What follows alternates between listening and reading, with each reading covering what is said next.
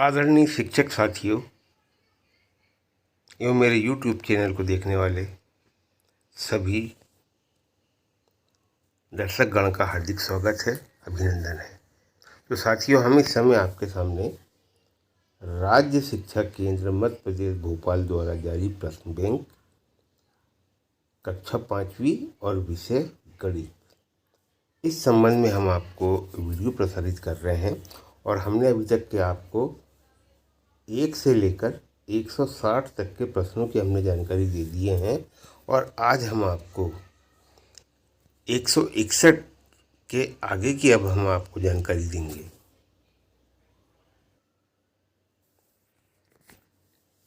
तो अब हम प्रश्न क्रमांक 161 हम आपको इसकी जानकारी देंगे। प्रश्न क्रमांक 161 की, इसमें लिखा हुआ है, अनुमान लगाकर बताइए कि आपकी हथेली और पैर के तलवे में किसका क्षेत्रफल अधिक है।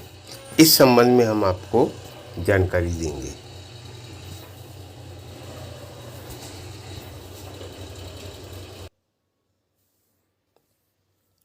तो यहाँ पर अनुमान लगाकर बताइए कि आपकी हथेली और पैर के तलवे में किसका क्षेत्रफल अधिक है। तो स्वाभाविक है कि हमारी जो हाथ की जो हथेली होती है वो छोटी होती है और पैर के जो तलवे होते हैं वो बड़े होते हैं। तो इस प्रकार से हम इसका आंसर बता सकते हैं कि पैर के तलवे का क्षेत्रफल अधिक है। हाथ के क्षेत्रफल से हमारे पैर के तलवे का क्षेत्रफल अधिक होगा। अब इसके बाद प्रश्न नंबर 162। प्रश्न नंबर 162, एक युआन की कीमत 5 रुपये 50 पैसे के बराबर है, तो 10 युआन कितने रुपए के बराबर होंगे। तो हमको यहाँ पे ये जानकारी बताना है कि एक युआन जो है वो है कितने का, 5 रुपये 5.50 रुपये का है और हमको 10 युआन की कीमत इसमें बताना है। तो यहाँ पर हम एक एक नियम के अनुसार इस प्रश्न को हल करेंगे। जैसे यहाँ पर लिखा हुआ है, एक युआन की कीमत 5.50 रुपये है, तो 10 युआन की कीमत बराबर 10 गुणित 5.50। तो अब हम 10 में 5.50 का गुणा कर देंगे तो हमारा आंसर कितना जाएगा, 55 रुपये। और हम किस प्रकार से गुणा कर सकते हैं, जैसे यहाँ पर हमने लिखे 5.50 और 10 का यदि हमको गुणा करना है, 10 का यदि गुणा करना है तो हम यहाँ से दशमलव, जैसे हम यहाँ पे लिखे 5.50 और 10 का गुणा करना है तो हम 1 शून्य और इस पर लगा देंगे। अब यहाँ पर हम देखते हैं कि 2 अंक के बाद दशमलव लगा हुआ है, यहाँ पे 2 अंक के बाद दशमलव लगा है, तो यहाँ पे भी हम 2 अंक के बाद दशमलव को लगा देंगे तो हमारा आंसर आ जाएगा कितना, ये 55 रुपये। इस प्रकार से हम इसको हल करेंगे।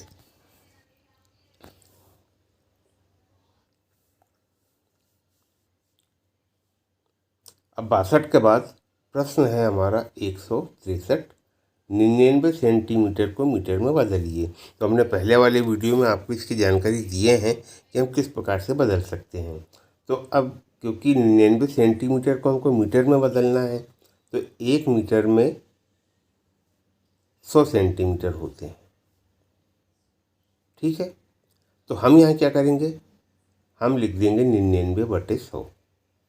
हम इस प्रकार से 99/100 लिख देंगे। ये हो गया हमारा 99 और ये बटे 100, हमने पहले भी आपको जानकारी दिए हैं। अब यदि हम देखें इस 9 की यदि हम बात करें तो ये 100वें स्थान पे है, और फिर इस 9 की बात करें तो ये हमारा कहाँ जाएगा, ये आ जाएगा 10वें स्थान पे। और 10वें स्थान के बाद यहाँ दशमलव है और इस जगह पे इकाई होती है, यहाँ पे हम शून्य लगा देंगे। तो कहने का मतलब कि इसका जो आंसर आएगा 0.99 मीटर। तो यहाँ पे जो उत्तर लिखा हुआ है ये उत्तर आ जाएगा हमारा।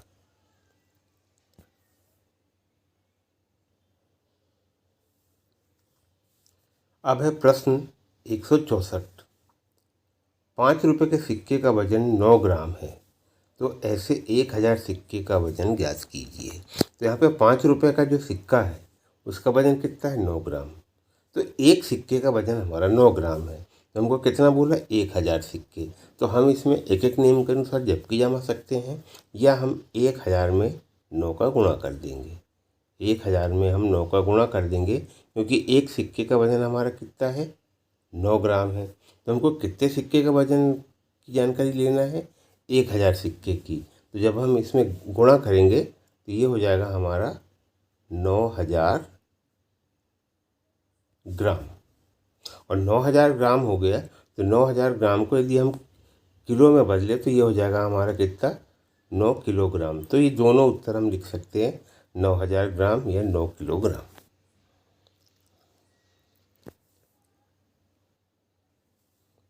जैसे यहाँ पर इस प्रश्न को हल करके बताया है कि एक सिक्के का वजन 9 ग्राम है, तो 1000 सिक्के का वजन, तो 1000 में 9 का गुणा किए हैं तो आंसर आ गया 9000 ग्राम।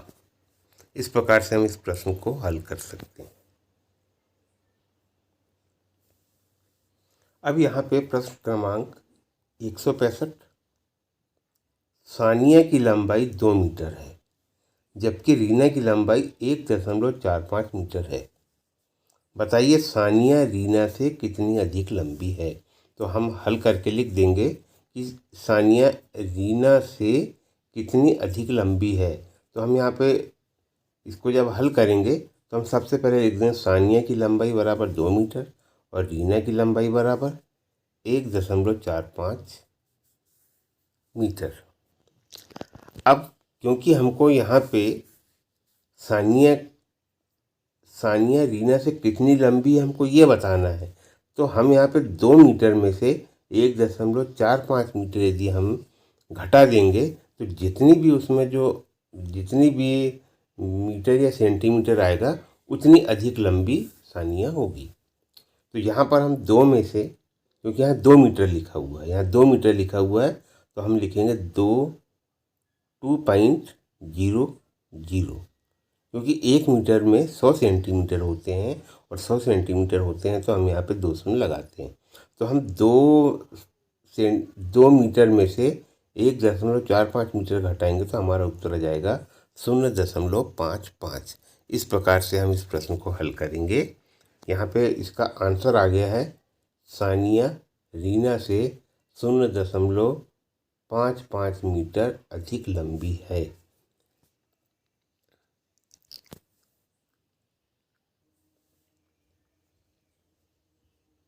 अब है प्रश्न क्रमांक 166।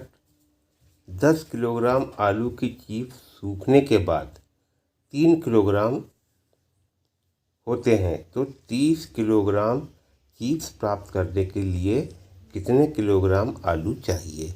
इस प्रश्न को हमको हल करना है। तो यहाँ पर हमको क्या पूछ रहा है कि 30 किलोग्राम यदि हमको चिप्स बनाना है, 30 किलोग्राम चिप्स बनाना है तो आलू कितने लगेंगे? अब हमको इसको एक एक नियम के अनुसार इसको हल करना है। तो हम इसको कैसे हल करेंगे? क्योंकि हमको यहाँ पे आलू की संख्या बताना है, ना कि चिप्स की। तो हम इसको इस प्रकार से लिखेंगे, जबकि 3 किलोग्राम चिप्स के लिए 10 किलोग्राम आलू की आवश्यकता है। हम जबकि क्या जमाएंगे? जबकि 3 किलोग्राम चिप्स के लिए 10 किलोग्राम आलू, इसलिए 30 किलोग्राम चिप्स के लिए कितने आलू लगेंगे? तो यहाँ पर यह हमारी पहली संख्या हो गई, ये दूसरी संख्या हो गई, तीसरी संख्या। तो हम दूसरी और तीसरी का गुणा कर देते हैं। तो जैसे हम यहाँ पे कर देंगे 30 गुणित 10/3, इसको हम फिर से अच्छे से लिख देते हैं, 30 गुणित 10/3।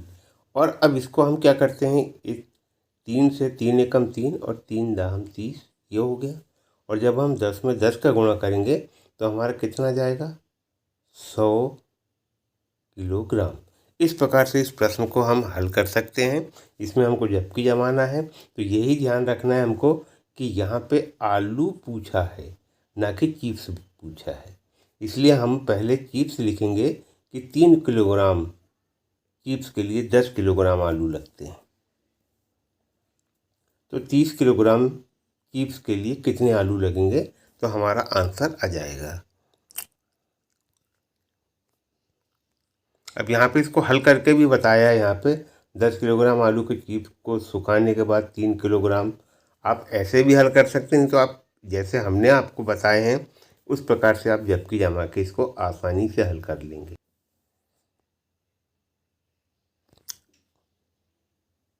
अब है हमारा प्रश्न क्रमांक 167। प्रश्न क्रमांक 167, इसमें लिखा हुआ है 5 रुपए के एक सिक्के का वजन 9 ग्राम है। तो 9 किलोग्राम वजन में ऐसे ही कुल कितने सिक्के होंगे, इस प्रश्न को हमको हल करना है। तो इस प्रश्न को जब हमको हल करना है तो हम इसकी जबकि किस प्रकार से जमाएं, क्योंकि यहाँ पर हमको पूछ रहा है सिक्के, हमको पूछ रहा है क्या कि 9 किलोग्राम में कितने सिक्के होंगे। तो सबसे पहली बात तो ये है कि यहाँ पे एक सिक्के का वजन हमारा कितना है, 9 ग्राम है। और कितने किलोग्राम का हमको निकालना है, 9 किलोग्राम का। तो हम 9 किलोग्राम को भी ग्राम में परिवर्तित कर लेंगे। सबसे पहले काम हम ये करेंगे कि 9 किलोग्राम बराबर कितने ग्राम होगा। तो 1 किलोग्राम बराबर 1000 ग्राम। तो 9 किलोग्राम बराबर हमारा कितना हो जाएगा, 9000 ग्राम, इस प्रकार से। और हमको सिक्के का वजन निकालना है, तो हम जबकि जमाएंगे 9 ग्राम। हम यहाँ पे लिखेंगे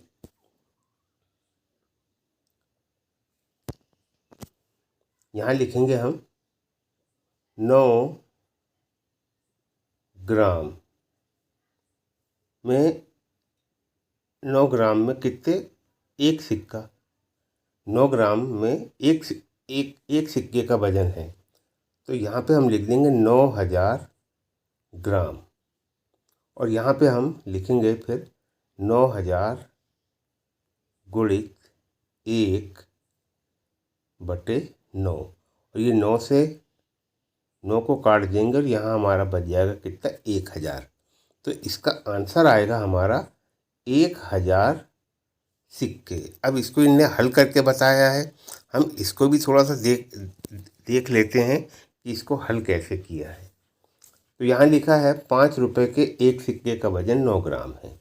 तो 1 किलोग्राम में 1000 ग्राम। तो 1 किलोग्राम के सिक्के का 1000/9, तो 9 किलोग्राम सिक्के का उनने उसी प्रकार से किया। इस 9 से 9 को काट दिए है और ये 1000 हमारा आ गया है।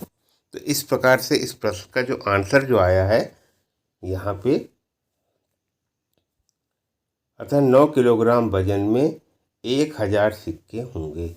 हम किसी भी प्रकार से करें इसका आंसर हमारा 1000 सिक्के आ जाएंगे। आप एक ही बार में जबकि जमा के कर लें या इस प्रकार से कर लें।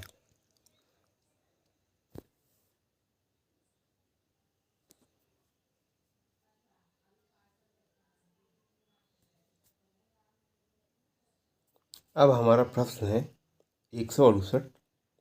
रोशनी 2.50 रुपये में एक पेंसिल खरीदती है।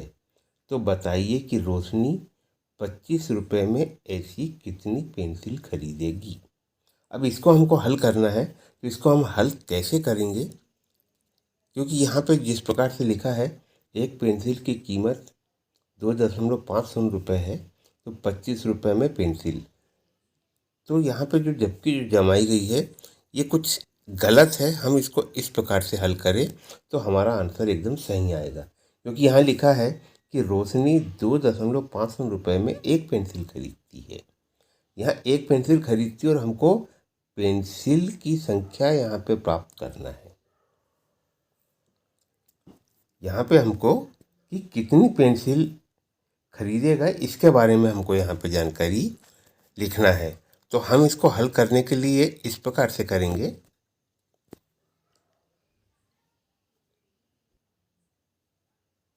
तो यहाँ पे हम लिखेंगे जबकि 2.5 रुपए में बराबर एक पेंसिल, क्योंकि हमको पेंसिल की संख्या निकालना है तो हमारा पेंसिल बराबर के अंत में आना चाहिए। इसके बाद यहाँ लिखेंगे इसलिए 25 रुपए में बराबर। अब हम यहाँ पे क्या करेंगे, 25 गुणित 1/2.5।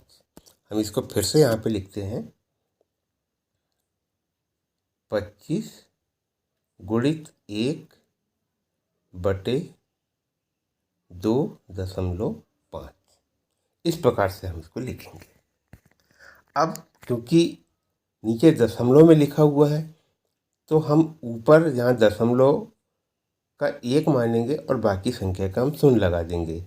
तो हम क्या करेंगे, यहाँ पे हम 1 शून्य लगा देंगे, तो ये हमारा जो दशमलव है ये यहाँ से हट जाएगा। अब हम 25 एकम 25 से इसको काट लेंगे तो हमारा आंसर आ जाएगा 10। तो 10 पेंसिल। इस प्रकार से हम इसके आंसर को निकालेंगे, बल्कि ऐसे हम नहीं निकालेंगे क्योंकि ये 2 रुपये 50 पैसे पहले आना चाहिए और पेंसिल वहाँ बाद में आना चाहिए, क्योंकि जो भी चीज़ें हमको ज्ञात करना होता है वो हमेशा बराबर के इस साइड में लिखा जाएगा।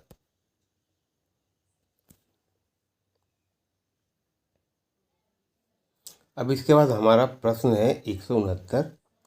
अरुणा का वजन 22 किलोग्राम है, जबकि कविता का वजन 18 किलोग्राम 500 ग्राम है। तो बताइए अरुणा का वजन कविता से कितना अधिक है। तो हम यहाँ पे कविता का अरुणा का वजन कितना अधिक है, हम इसके बारे में इसकी जानकारी हम आपको बताएंगे कि इसको हमको हल कैसे करना है। तो यहाँ हमने लिखे अरुणा का वजन कितना है 22 किलोग्राम और कविता का वजन कितना है 18 किलोग्राम और 500 ग्राम। अब हम 22 किलोग्राम में से 18 किलोग्राम 500 ग्राम को घटा देंगे तो हम 22 लिखेंगे, दशमलव लगाएंगे और 3 शून्य लगा देंगे, क्योंकि 1 किलोग्राम में 1000 ग्राम होते हैं, इसलिए हम इस 3 शून्य का दशमलव के बाद में प्रयोग करते हैं। तो यहाँ पे 22 किलोग्राम में से हमने 18.500 किलोग्राम को घटाए तो हमारा आंसर कितना आ गया 3.500 किलोग्राम। तो इस प्रकार से इसका हम आंसर निकाल लेंगे। तो यहाँ पे हमारा आंसर आ गया अरुणा का वजन कविता से 3 किलोग्राम 500 ग्राम अधिक है।